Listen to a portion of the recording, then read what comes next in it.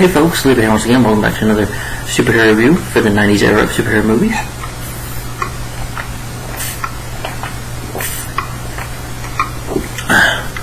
Hope you enjoyed my review of Blade, starring Wesley Snipes. That was a really good film, great movie. That review is on my channel if you want to check that out.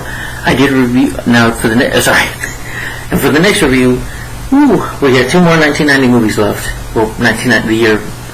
I've been on them. If you're new to my channel, hi, my name is Levi. Let me start with that.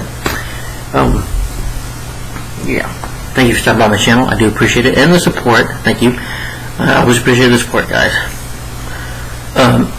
Anyway, I've been on the 90s era of superhero reviews.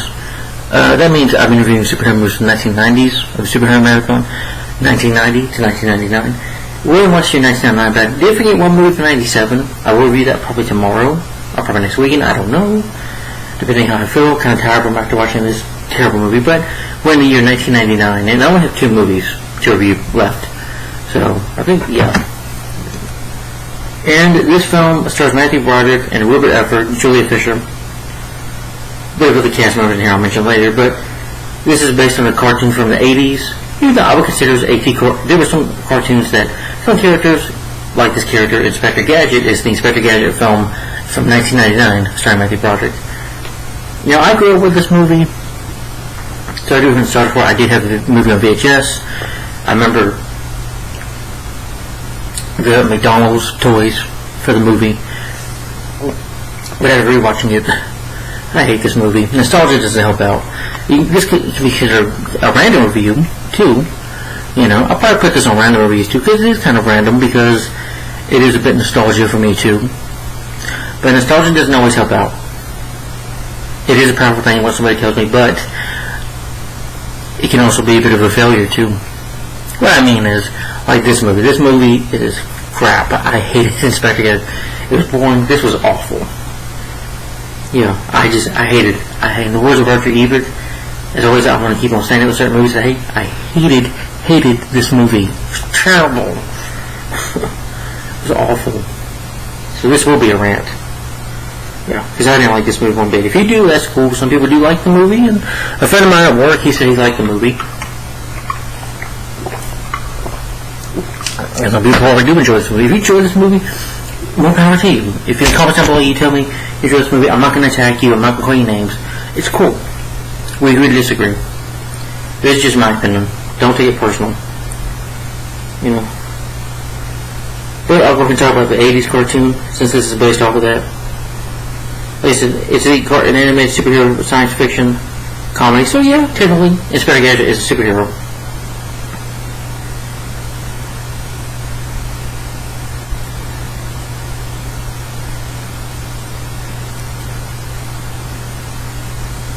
Pretty much the character of Inspector Gadget now, he's kind of like a robotic detective who his arms can grow long, his head can, and he's got a robotic body which he can use to do things with, you know. All he has to do is say, go, Gadget, you know. In the cartoon, he's brave, well-intended, and laden with many gadgets in his body.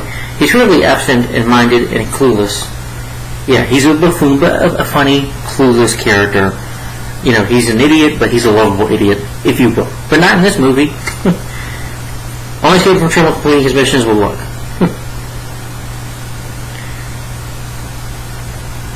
He has, of course, his niece Penny, the dog brain, which I believe Penny in the cartoon, she would solve the crimes. She was more the detective, her own brain, or with the help of her dog brain, I think brain talk to. Again, voiced by Don Adams in the cartoon, and, you know, in the pilot, the third version, I guess. Don Adams, I thought, was, you know, I'm sure a better voice than Matthew Broderick. Penny is a little girl that does, you know,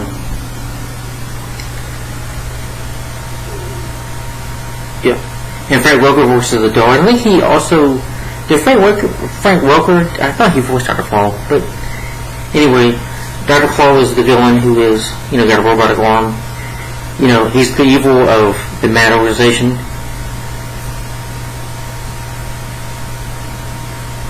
He's kind of a reference to James Bond villain, Ernest Upwalker, where you can't ever see his face. And I remember him having a really scary voice. I'm sure in the cartoon he had a scary voice. And you don't show Claw's face. Yeah.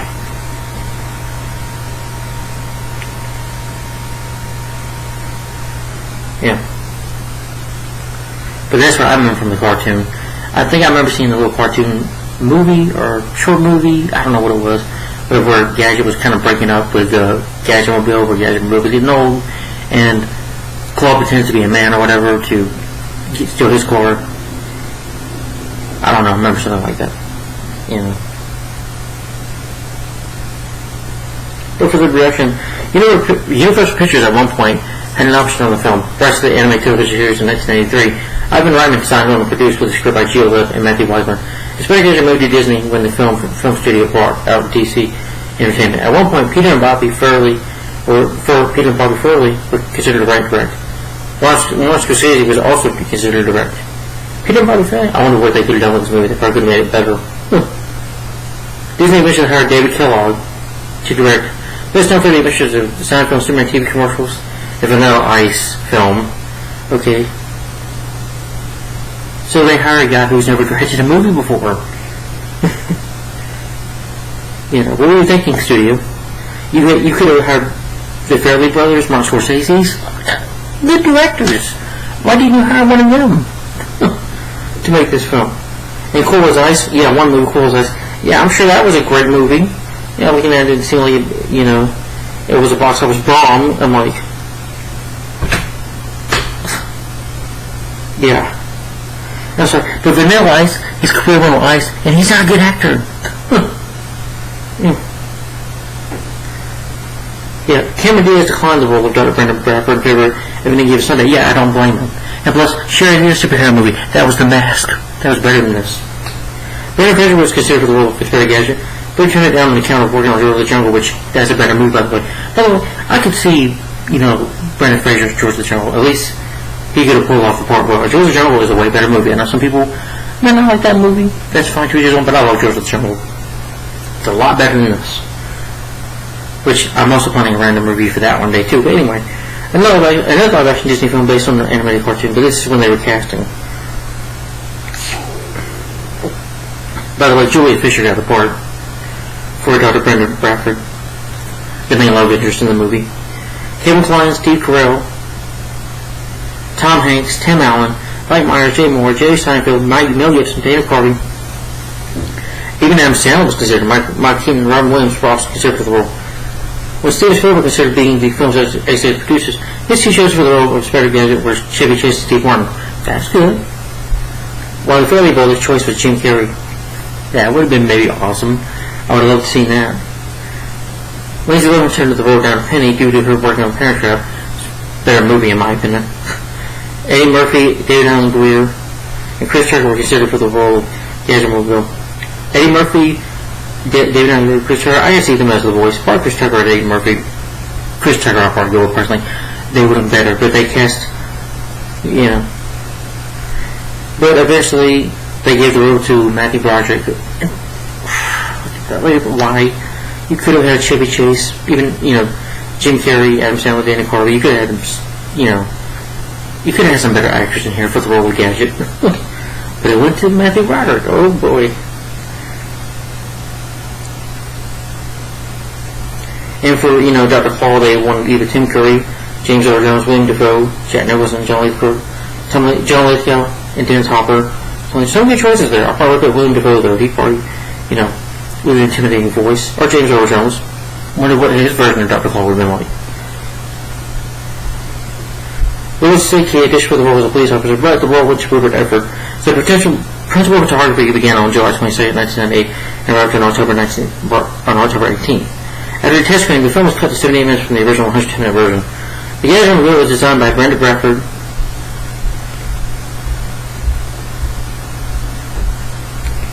The soundtrack of the film is by John Dibney. I do love one thing about this movie. I'll Be Your Everything song by the boy band Youngtown. That was really good. I don't think this film was on Blu-ray. It was released on VHS and DVD on December 7, 1999, and re-released on DVD. Good. Don't give it a franchise. Don't give it a Blu-ray. It doesn't deserve it.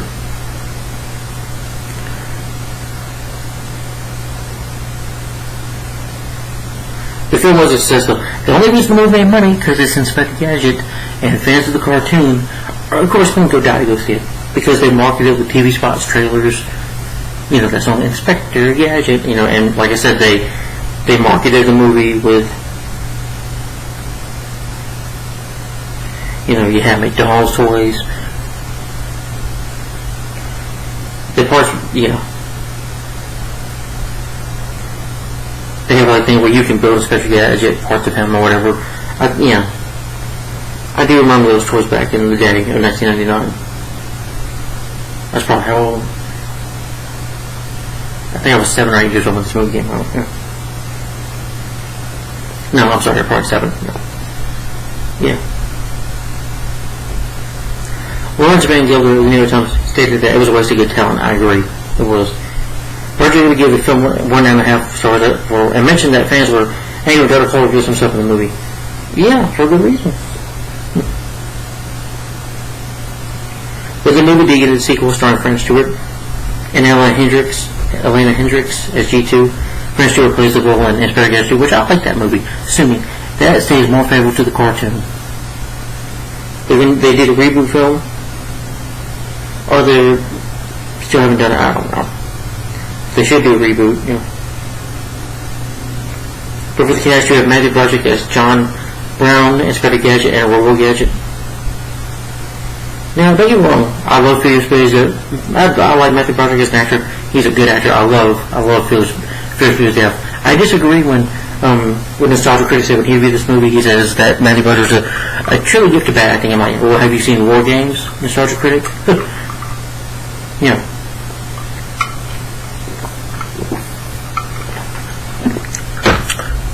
Ferris Bueller's Day Off. Yeah, when he breaks the fourth wall in that movie when he struggles with the eyes, which this movie does, by the way. And of course, he's worked with Disney before. He voiced Simba in The Lion King, the adult Simba. And War Games, Glory, great movie.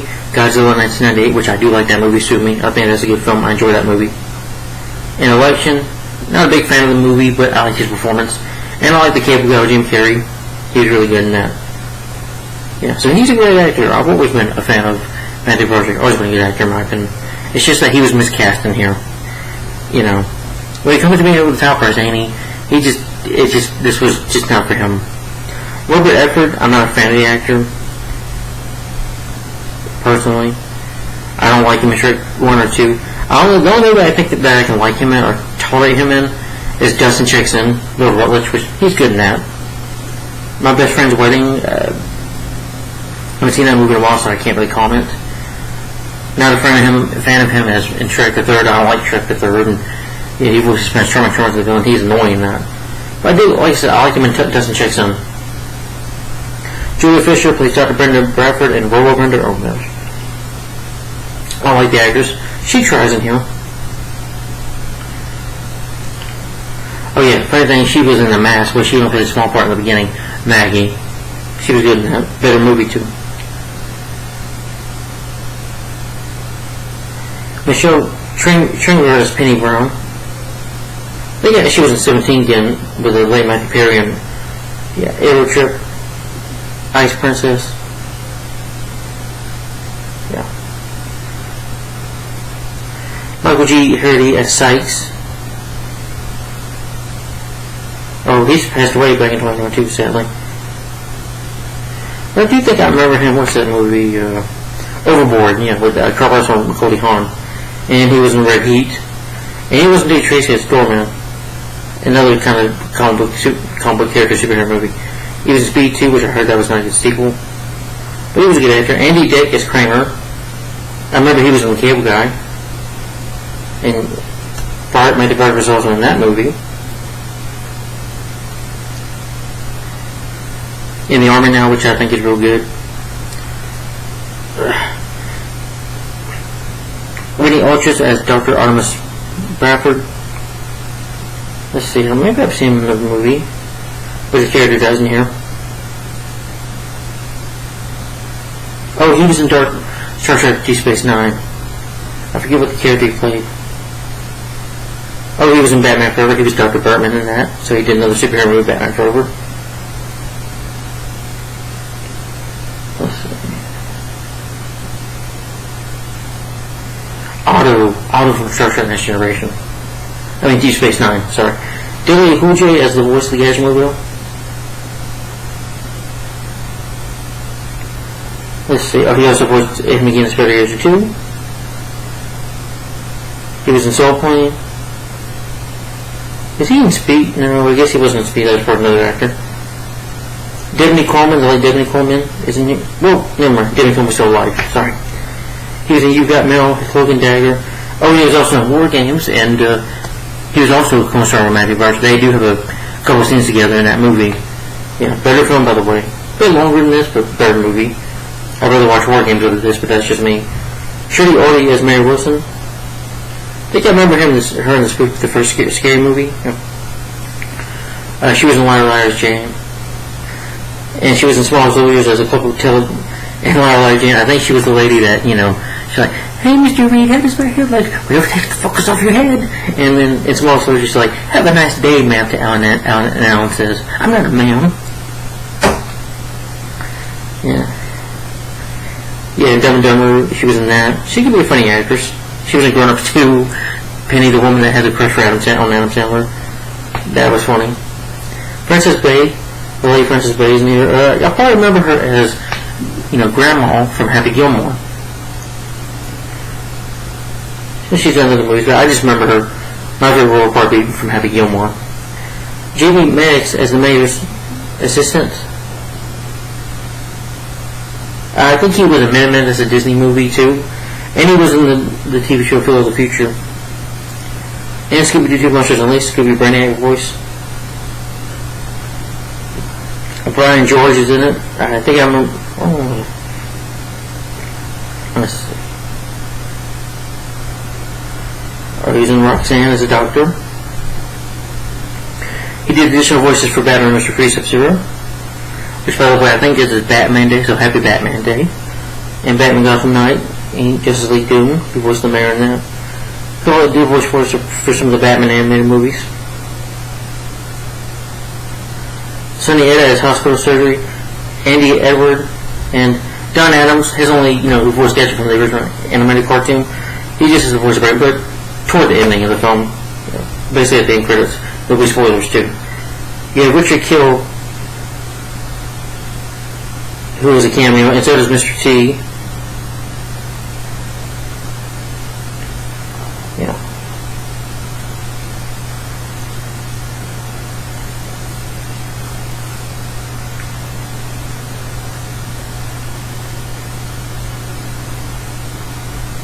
Critics praising the acting for the acting. I don't think the acting was that good, to be honest. But anyway, the film was directed by David Kellogg, and screenplays by Ken Earn, Zach Penn, and Audrey Wills, but uncredited. Okay.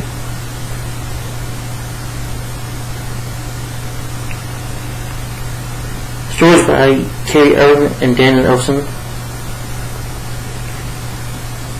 who also did the story for writer for George of the Jungle and Going Berserk, John Candy movie, and The Burbs with Tom Hanks, better movies in my opinion. Based on Spider Gadget, the cartoon created by Bruno Lynch, Gene Chaplin, and Andy Hoover. Yeah.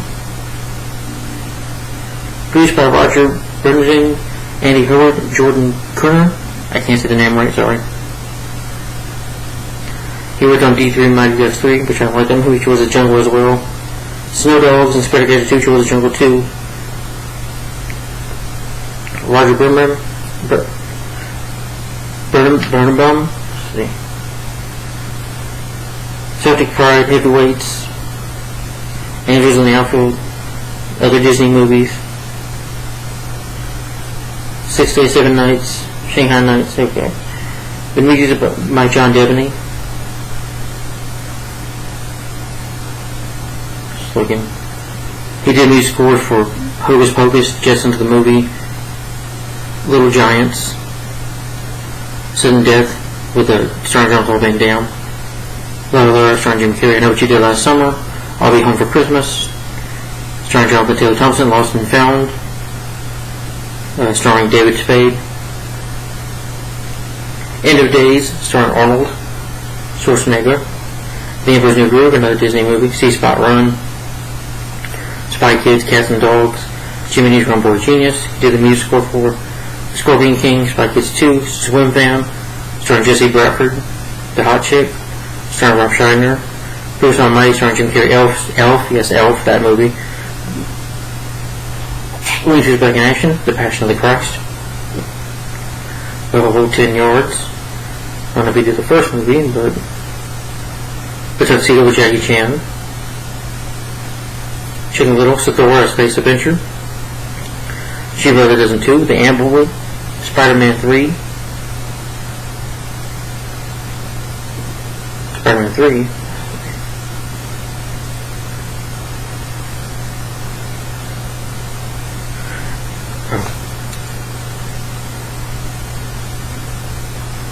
Yeah, John David, I think he's a good film score. And I do think a piece of his music is pretty good. Cinematography by Adam Greenberg. I do think the cinematography was pretty decent for this movie.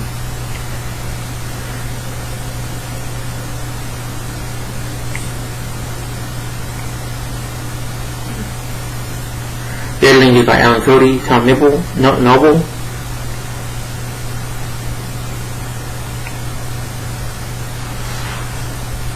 He's noted for his work in Israel and the United States, including several films starring Arnold Schwarzenegger.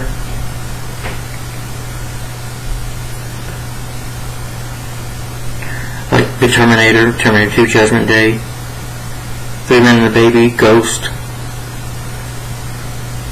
Toys, starring the late Robin Williams, The Surrogate, Eraser, Rush Hour, Collateral Damage, Snakes on the Plane, and The Santa Claus 2. And his cinematography does look good. Editing is good too, but no, I don't think the editing is weird and not really good. I'll get to that later, but But the plot for this movie is that, and the movie is only 1 hour and 18 minutes long, but it's painfully hard to watch. John Brown is a bumbling but well-intentionally intended security guard who is badly injured in an explosion planned by an evil mastermind, Sanford Skorlex, aka Claw. He's taken to a laboratory where Brenda, a leader robotic surgeon, replaces damaged limbs with state-of-the-art gadgets and tools, now named Inspector Gadget by the press. John, aka Inspector Gadget, along with his niece, Penny, her dog Brain, and his new car, Gadgetmobile, uses his new power to discover who was behind the explosion, discover what Sanford Skorlex, Dr. Claw, whatever, Claw is up to, and as he plans to take over the world, and so he has to find out who,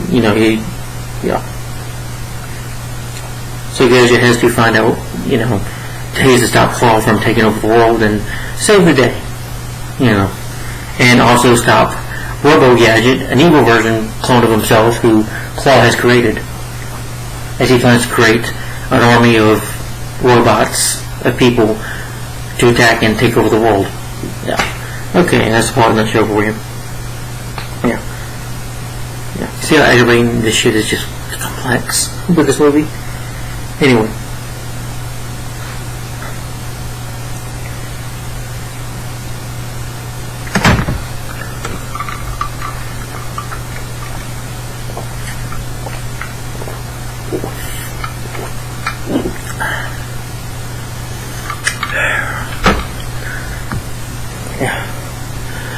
Yeah, but anyway.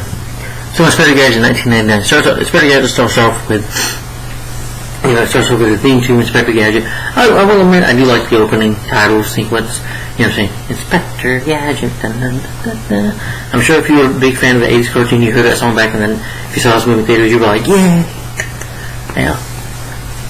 As a movie should do, have good opening titles and get you wanting to see the movie. But as soon as you open the movie, you open Matthew Broderick playing John Brown. He's having a dream, and he's a cop in this dream. He's just he's like and rolls the baton, and some fat ass bus driver is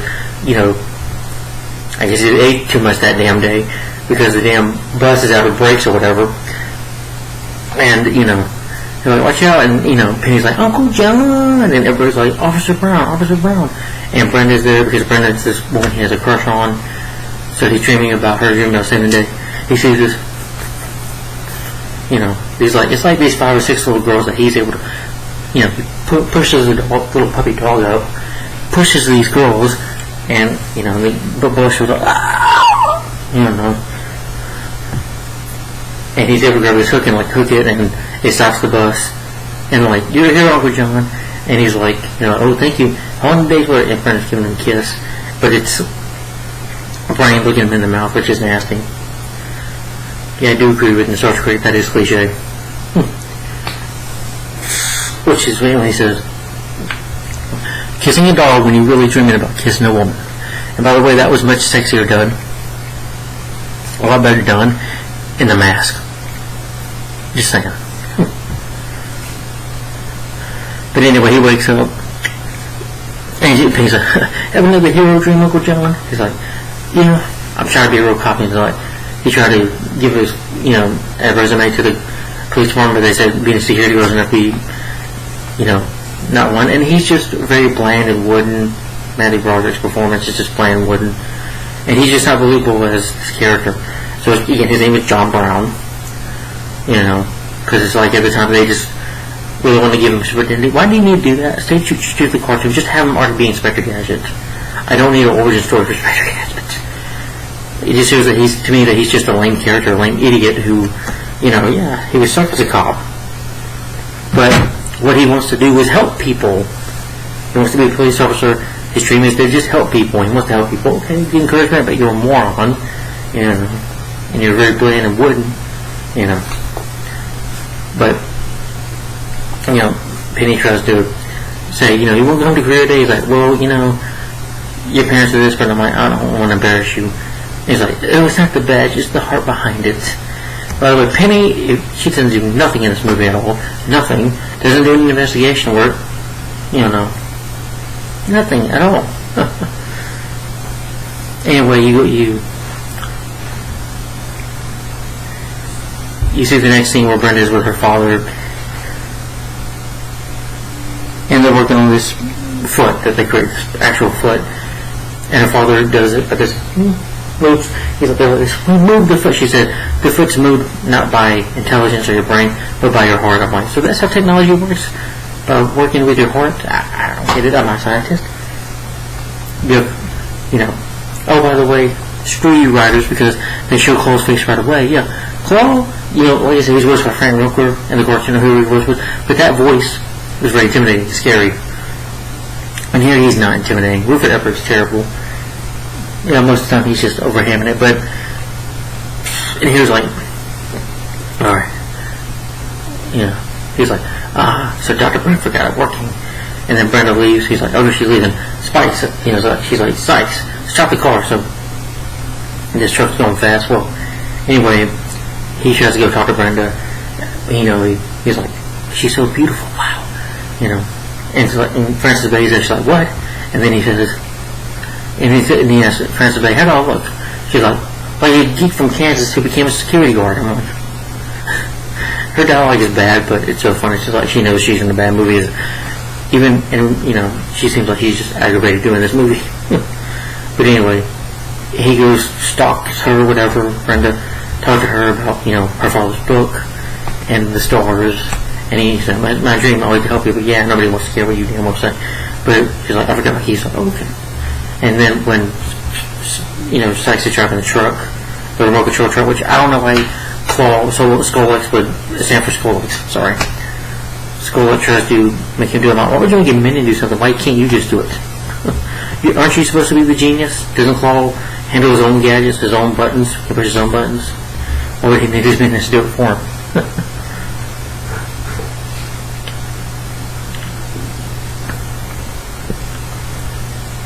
But yeah, so he has these robot cars come out like from small soldiers almost, which also looks better than small soldiers. But they shoot Brenda's father, kill her father, steal the foot, and he comes by and he's like this, "Dr. Bradford, I'm sorry, I won't arrest whoever. This is proper justice."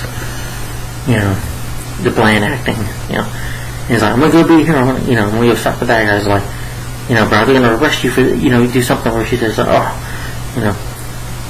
And he's got a bowling ball in the car, and they use oil stick and they rack into him. He wrecks into this billboard sign. The billboard falls down. It says, "Do you Yahoo?"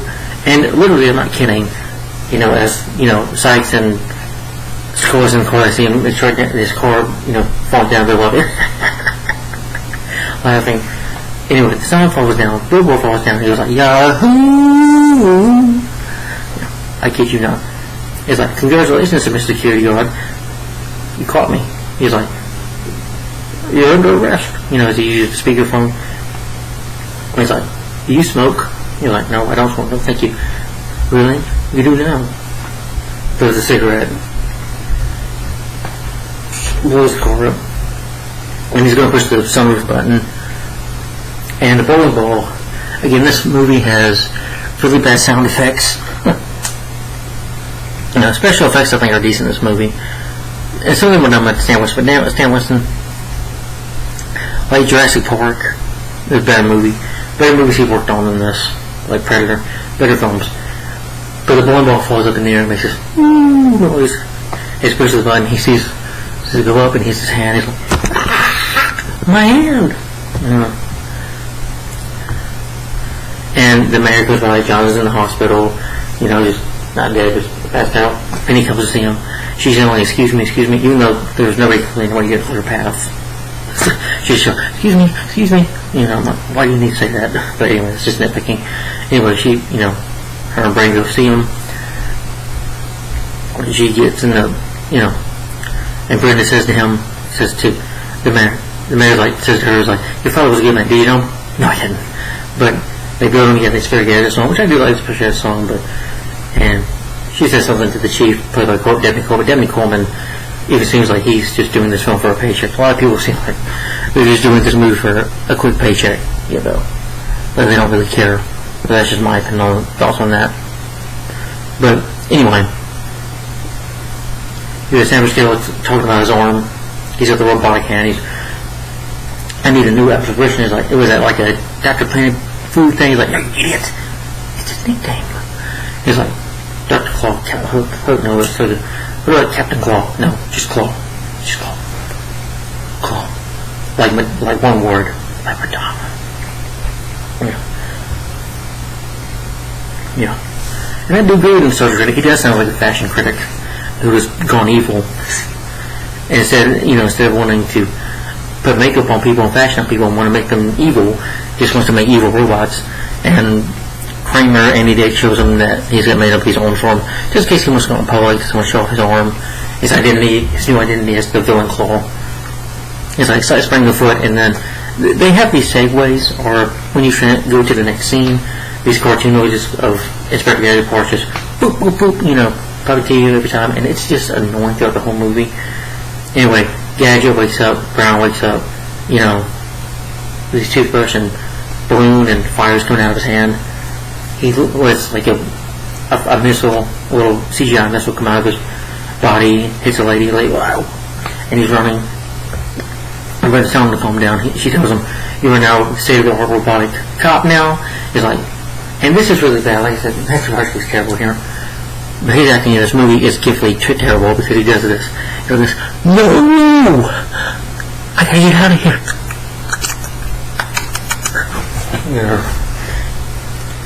So he tries to run out. He trips on her. He's like, I'm going to help you here. John, this is how you help people. He's like, yeah, I want to help people. Yes, but not this way. And then his head pops up to the ceiling.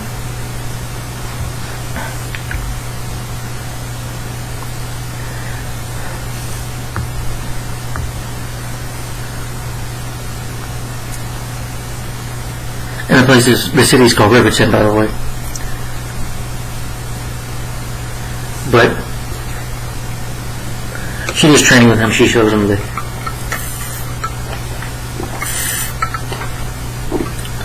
papers, and he reads over them. I saw what his gadgets, the tools in his body, gadgets in his body that he can use. And there's a scene where she gets down to get the book, and he's looking at her butt, and he's like, makes a big monkey noise, which is just weird. And then he's like, the Gadget suit. She gives him the Inspector Gadget suit, and he says, why can't I say something else like, in the name of justice? Well, my father came up with a Go Gadget, so he has to say Go Gadget, when he has to pull a gadget out. Go Gadget, these guys are robbing the bank, robbing the convenience store. What would you do to stop them? And thinking he had goes over his head, light bulb, things like, go Gadget, oil slick. And instead it's toothpaste. And I'm like, why would he say oil slick? Apparently she didn't put his gadgets in right. But they're falling over, so, they just work with you. So he does this over this medicine man, or, Indian man who's trying to tell him how to be sick. Brings these marbles, and he's like, try to catch the balls. Instead, he's got this suit on, not suit on, but the blindfold on. He just has the home instead. He's like, he's gonna do it right, and then he just does it too fast. And Lily grabs his nuts. You don't see it on TV. You don't see it in the movie, but he grabs his balls. This did make me choke a little bit. And he's like, because of the big scream. There, and everybody freaks out. And he's like, can't eat that. I was just literally silly over the top scene. And so like Claw sees on TV about John Brown. His brother's like, it's that no little security guard's like, we're gonna go out Sykes.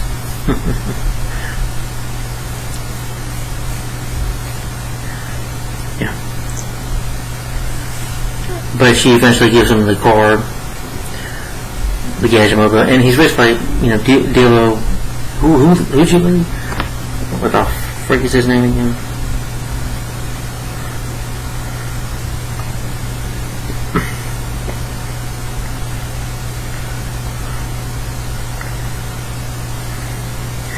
Dilo, who would you as always the Gadget mobile?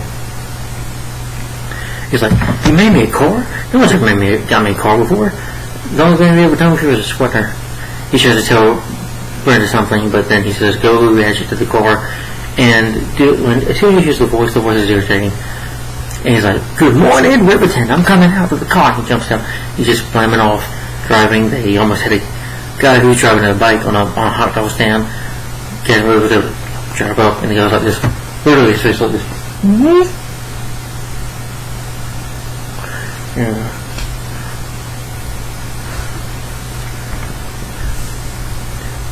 And, he's like, don't forget to put on his seatbelt.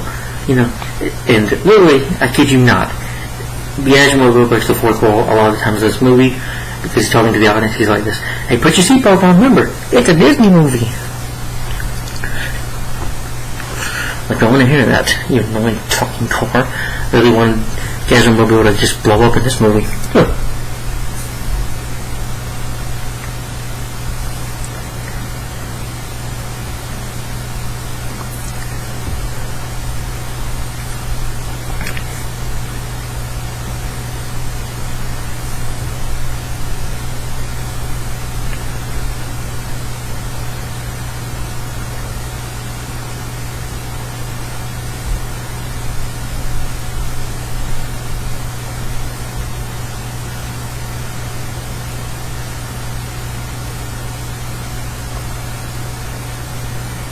Yeah, but anyway, he was pretty good at drug, and he's like, help me, we gotta help people. He's like, why didn't you say so? And he stops.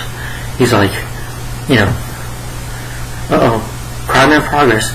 And of course he's looking, he's looking right, and he's like, left, you idiot.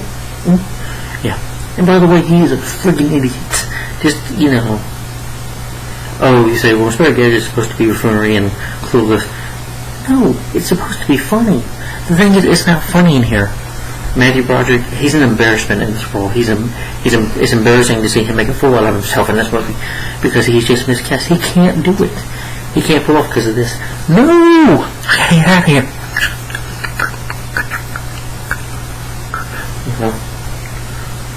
And here, he's like, they had jumpsuits on, like orange shoes, like you see in prison, but the idiot can't tell that. He even is a part of a bowling alley of cops. He's like, I want to join it myself. He helps them bring to it because they're trying to bring cars, so he helps them to act as strange. He reads off the jacket, it says Riverton Federal Prison.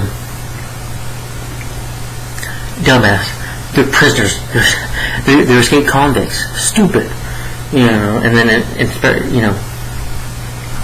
Gadget goes, his sirens go off, the cops run. Gadget does a pretty good job. He catches the guy, when he catches the bad guy, he can put you in a cage. And but John Brown does his Gadget skates. Oh, for crying out loud. I thought that was a little funny, maybe, when he's jumping. around. When they put the slingshots in slinkies in his body, he's like jumping him up. He's like, oh, for crying out loud.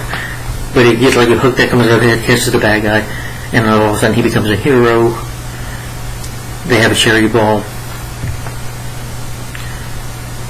Eventually Claude does find out about him. Like I said before, he has a dance with Brenda.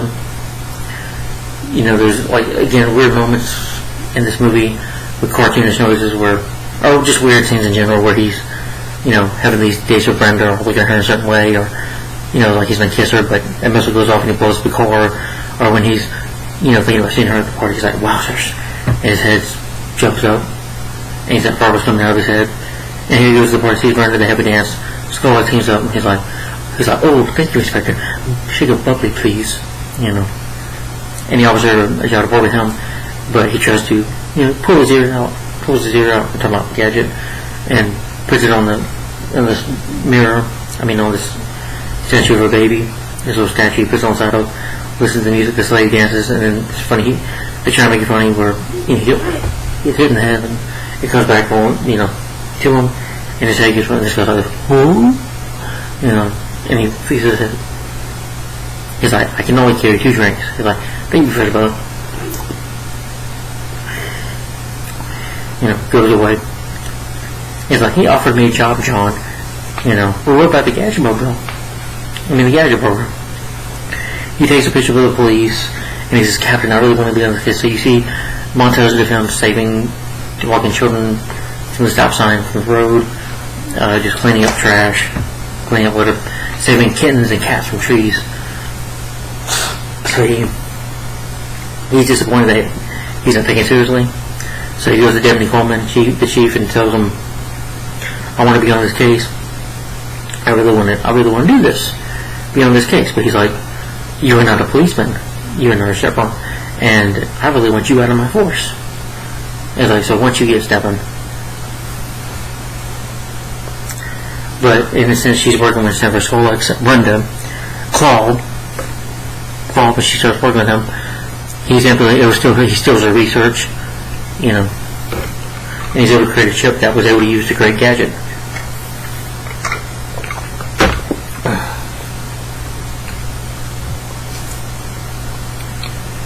But apparently they knew each other from Harvard. He was overweight at the time, obesity, but got skinny.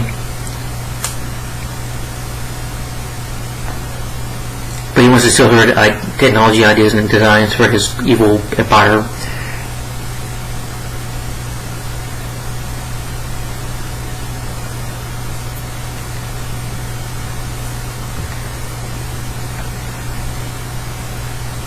Claw uses British research. He builds his own android, Robo Gadget, again played by Matthew Broderick. Terrible. See, he's like this. Put the shoes like chips. Oh boy, puts the chip in him. He's like, he's got like this red cap in the teeth. But oh my god, and the mask looks better. And here it just looks terrible. And it's even worse. He's like, Robo Gadget, now that you're broke, what are you going to want to do now? He's like, I'm going to kick some butt. He's like, it looks so real, and then, it's Robo Gadget is like this, oh Robo, nothing can stop us now. And the one of the scene where Gadget, goes into the police files, modifies the glass, the classifier or whatever to magnify, and C does mean yes, stupid, but she doesn't know that. He's like, I knew it. And he's trying to think about what C means, and they're trying to say, what about super idiot? Which Gadget you are? But anyway, he's looking, Dummy's looking, trying to think still. And guess what? The little girl Penny, who does nothing, she does a little bit of something. But a truck come up with them, and it says Skull Industries. I wonder if that truck that in the truck at the beginning of the movie says Skull Industries. Skull Industries. Well, if that security lady, if Francis Bay would saw that, well, they wouldn't know who would committed the crime. Then it's for Skull X. If he's doing these, using the truck like that to commit crimes. But anyway, he's like, wait, Skull Industries. Skull X stole the foot. That means Skull X murdered her father. Wow, I just had a thought. Back to the bad acting now. Then he goes, like, orders, Robo Gadget drive Penny home, and he uses a hook to go up to the building, because this is a tall freaking building, like the Empire State Building from New York, probably the biggest building in Riverton. You know, he looks at Brenda, he's like this, Brenda, get out. You know, he's not, you know, Squirrel says a murderer, thief, let's just say he's not a very nice guy. I will be back for you. You know, and they just hands with each other for class, and he goes, you save up, tries to break him, so he goes, steal the foot. But before you can, though, you have, now again, Julie Fisher, despite the terrible acting from Matthew Barton and Robert Everett, she's the only actress that is trying here, that really seems to care and try. You know. But they make a Robo, you know, oh, by the way, San Francisco makes another Robo version of her called Robo Brenda, and Robo Brenda was just annoying. I wanted to choke this bitch and slap her, I'm not kidding. She's so freaking annoying. She calls San Francisco, she calls him Sandy, you know, like, she's like, hey Brenda, watch me, I can dance, Brenda, I'm a cheerleader, you know, like, she just tells me, what, you know, she won't shut up. I just wanted to, you know, get a piece of a refrigerator top or whatever and just freaking hit her head with it, you know.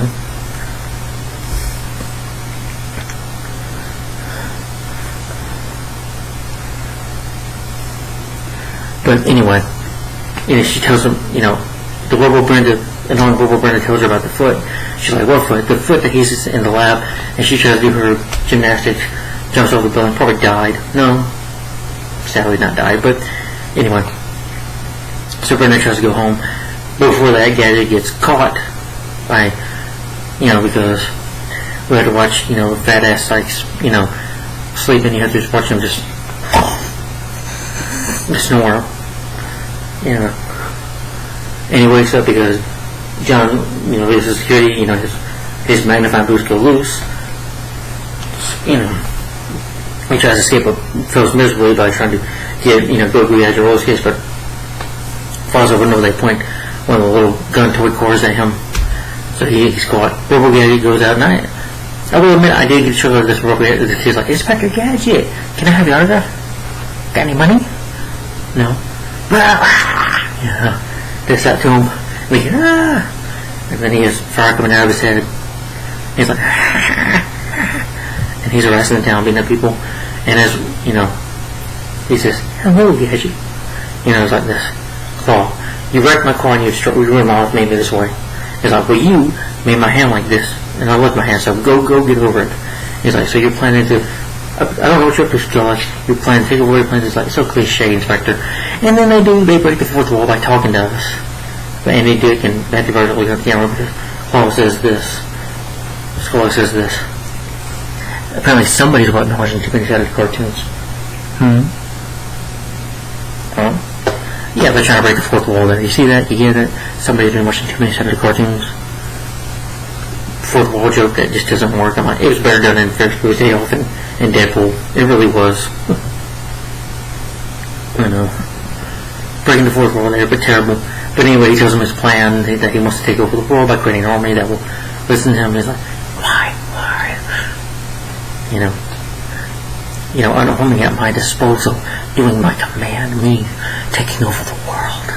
You know, he's making these faces. You know, sorry, face acting weird, but that's what his performance is like. Just goofy faces, over the top ham performance. You know.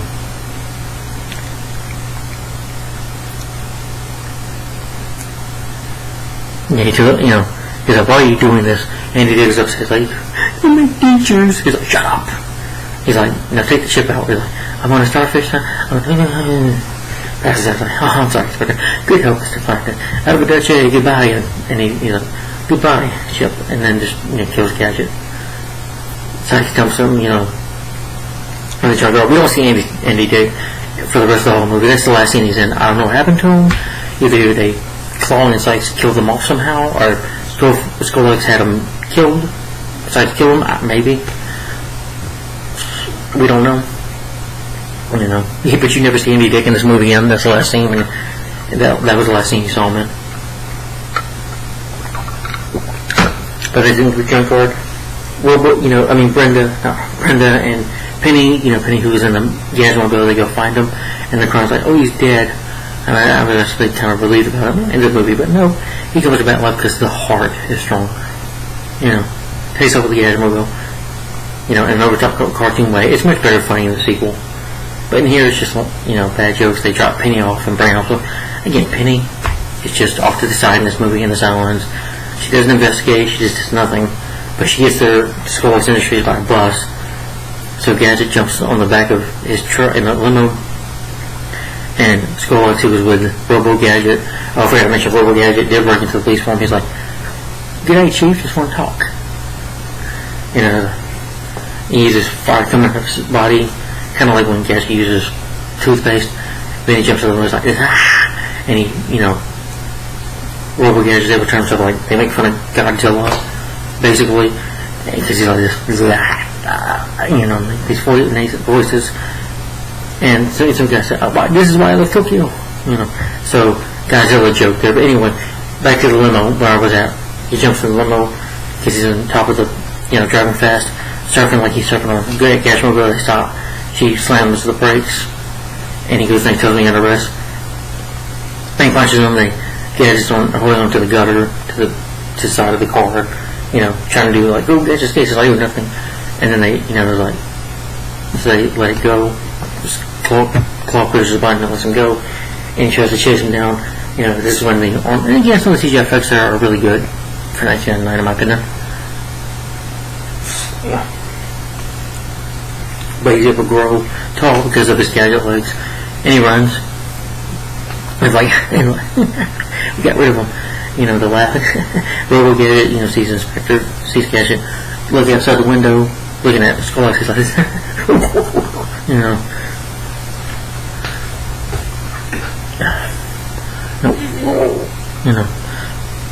He's like, "I'll go get him for your boss," And so he's like, "Come on, we're gonna have some fun," And as, she's following Claw all the way there. Claw's the only way, but Brenda's in the Gadget-mobile. Gadget, fights with Robo-Gadget. He's like, "You know how to dance, don't you?" "Well, I doesn't dance." I was like, "Shut up and dance." I shoots a machine gun at him. And he's like, Robo-Gadget, fast, and both performances are terrible.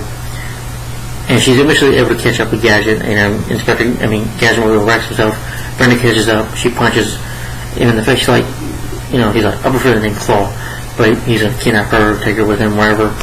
I guess he uses her as a hostage. And he's fighting Claw, as Gadget faces Robo-Gadget. They're fighting. And he's like, "Hold on, one time out." He's like, and he's like, through his watch, he's able to talk to Gadget. He's like, "Well, kidnap Brenda. I saved myself, but I can't fit through the door." He's like, "Okay, I'll be there soon." What the same nice guy finished last? He's like, she's like, "Woo, toothpaste." Yeah. They fall. Robo-Gadget grabs John's pants, and his pants fall. He sees boxers, and he's like, "Got a phone call about Penny," and then he's made a phone call. Robo-Gadget has a translator in his mouth, so he pulls the translator out of his mouth and scares John. And they go. Somebody's driving forward a tailgate on it that has buggies on the end of the buggies. They fight a little more. He's able to get Robo-Gadget down. He's like, "We could be partners. Together we could rule the world." And he's just a head because he took the head off his body by just pull there, destroy. He's like, "You should have quit while you're ahead." Get the joke? Yeah, you get the scene in the movie. The bad joke. He's like, then he takes off.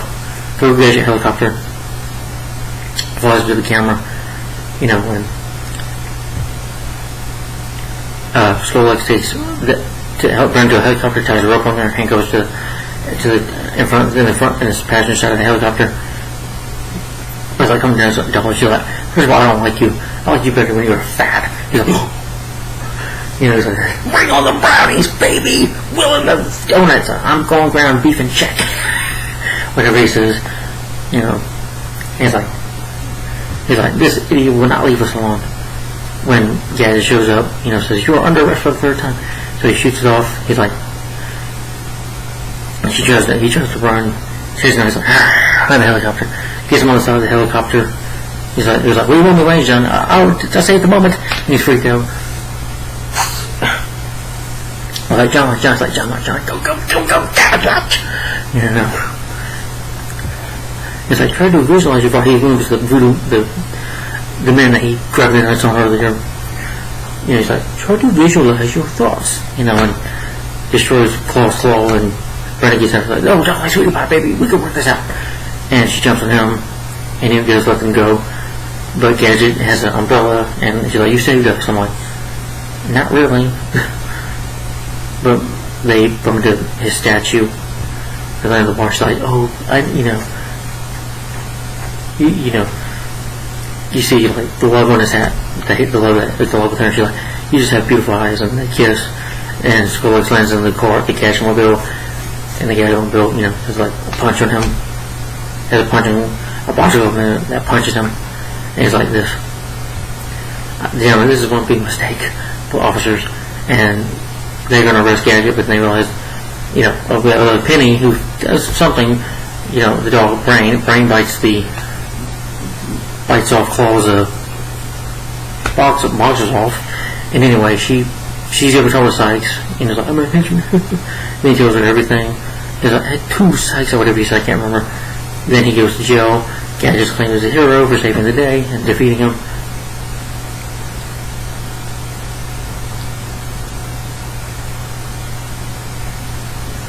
And, you know, Skull says, this is not over yet, Gadget. I feel like that's Gadget. This is not over yet. I will get you, Gadget. I'll get you.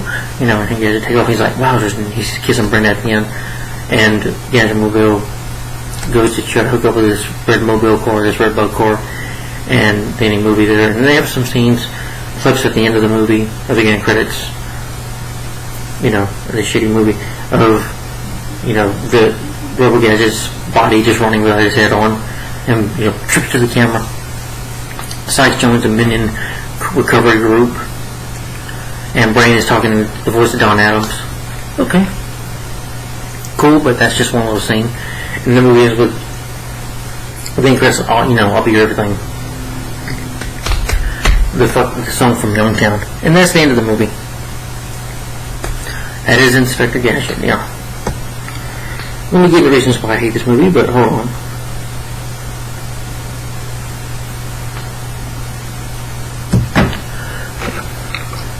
Summing up my thoughts on it.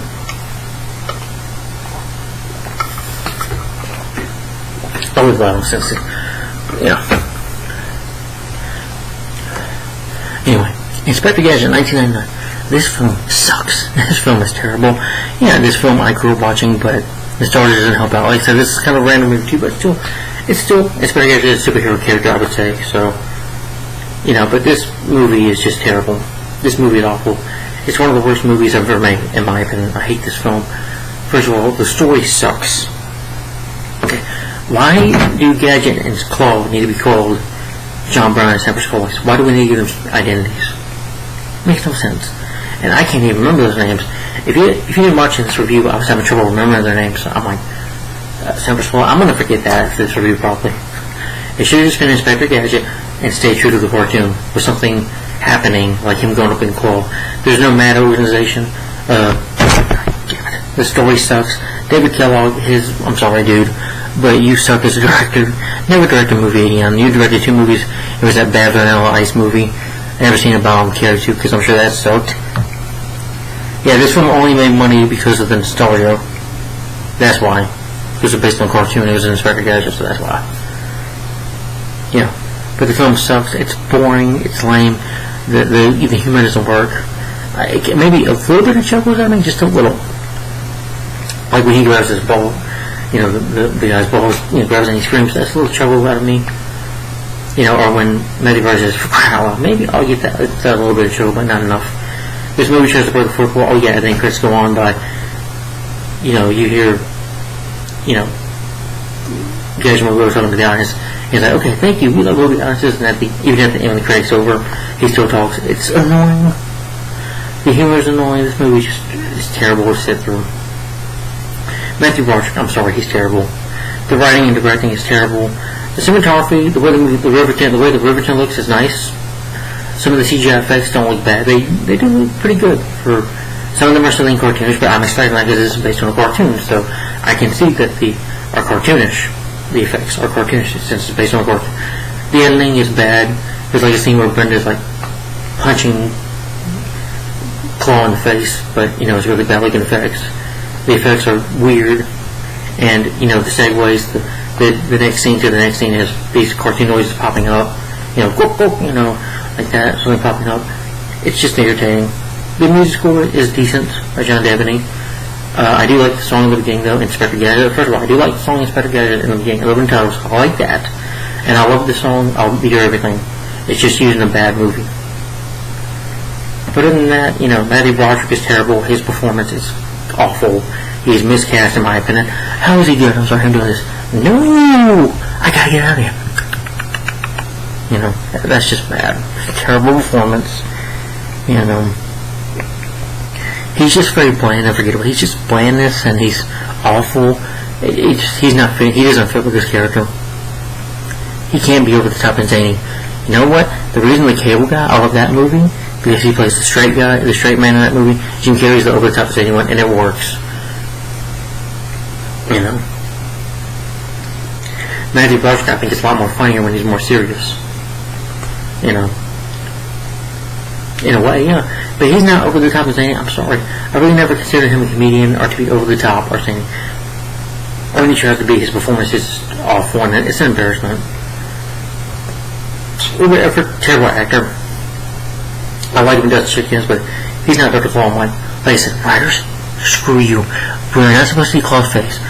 There's no organization. There's no organization called MAD, and not just that, but you see his face. You do not repeat. We are not supposed to see Claw's face. We don't see his face. That's the whole thing. You're not supposed to. In the cartoon with the character of Dr. Claw, you never see his face. Thank God the sequel they did. In the sequel, he's played by an actor, by a better actor. So was French Stewart, better actors. I'm sorry, Matthew Broderick was terrible. Julia Fisher tries, but her acting, can't carry the dead weight of this movie, the dead weight of the other actors who somewhat don't get him.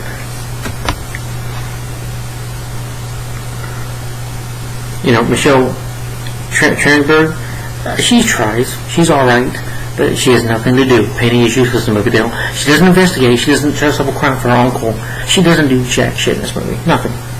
Except, help Sykes. That's it. And the actor who played Sykes, he was boring, and he was terrible, I thought. He wasn't good. There's a scene where Claw puts his machine on his head. He's like this, Mama! Just bad acting from him. Delo Hujay, as it was against him, he is just irritating. Dabney Coleman and Sherry Ortega as the mayor, they're both in it, just doing it for a paycheck, in my opinion. Frances Bay, I think she's just doing it for a paycheck. And we got J.P. Mannix. He's better than Phil the Future and a Minuteman. But in this movie, he just seems like, again, doing it for a paycheck. Brian George, it seems like he's doing it for a paycheck, too. Yeah. Don Adams, I guess they just paid him a good amount. His voice came out. It was a nice thing at the end. But again, he's a better Inspector Gadget, and so is French Stewart. Matthew Broderick is just terrible. That's just that, but this whole movie's terrible. It's boring, it's forgettable. It's just the story wasn't very good. I don't like the story. The story sucks. Why do I have to give them the name Sean Brown and Timber Squawks? It makes no sense. And it doesn't stay faithful to the cartoon. That's the problem. It is trying to be a superhero movie. It can be, but you need to be stay true to the cartoon and show respect to the source material. Yeah. Like, for instance, some movies don't, but Inspector Gadget 2 did stay faithful to the cartoon, in my opinion. That's why I love it more, because I like the performances. Julia Fisher, I like good hair, but she's terrible as Robo Brenda. I hate Robo Brenda. She's just irritating. This movie's just annoying to watch. It's terrible to sit through. It's boring. It's a piece of crap. I hated Inspector Gadget. If you like it, more power to you. Cool. But I hate this movie. I think it's one of the worst movies ever made, in my opinion. So again, my rating for Inspector Gadget 1999 star Matthew Broderick, I'm going to give this, since I do like the song I'll Be Here Everything and the opening titles and some of the special effects, and maybe a little bit of chuckles, just a little bit, from me. Oh yeah, there's one scene I didn't like where Gadget sees like a video of what Gadget's doing, and he's like, hey, he just looks like me. I literally said, duh, yeah, of course he looks you, dumbass. Can you not tell that? You're watching a video of him. Can you not tell that? But anyway, stupid movie. I hate this movie. I hate Inspector Gadget 1999. One of the worst movies I've ever seen before in my life. I hated this film. I give it a thumbs down for Inspector Gadget, thumbs down. And my rating for the film is 1 out of 5 stars. The only reason it gets the 1 out of 5 stars from me is because I'll Be Your Everything song, the opening titles, and some of the special effects do look pretty good. I will admit. They're cartoony, but they look good. And that's it. That's all I liked about it. And a little bit of chuckles, but I'm embarrassed to admit that this film is a complete embarrassment. It did Inspector Gadget, the cartoon, a terrible way. It's just a terrible, probably the worst thing to ever come out of Inspector Gadget, in my opinion. Yes, I hated this movie. Inspector Gadget 2 is a masterpiece compared to this, in my opinion. Say what you will about that movie, at least it's a lot of fun. Hell, that movie is an Oscar winner compared to this, and that's a direct-to-video sequel. They did it better than this, in my opinion. I think it's direct-to-video. Inspector Gadget 2 was, but that one we took the 2000s review. Yeah, direct-to-video. Well, it's one good direct-to-video movie, in my opinion, but Inspector Gadget 2, that'll be reviewed one day down the road. But for now, this movie, again, a thumbs down for Inspector Gadget, starring Matthew Broderick, and my rating for this film is 1 out of 5 stars. Yeah. So anyway, guys, thanks for watching. Like, comment, subscribe. Thanks for watching. Like, comment, subscribe, and please share my channel with your friends, family, whoever. I appreciate it. Thanks for watching. So, Go Gadget out. Before we Go Gadget out, let me see. Go Gadget. What's the next review? Okay.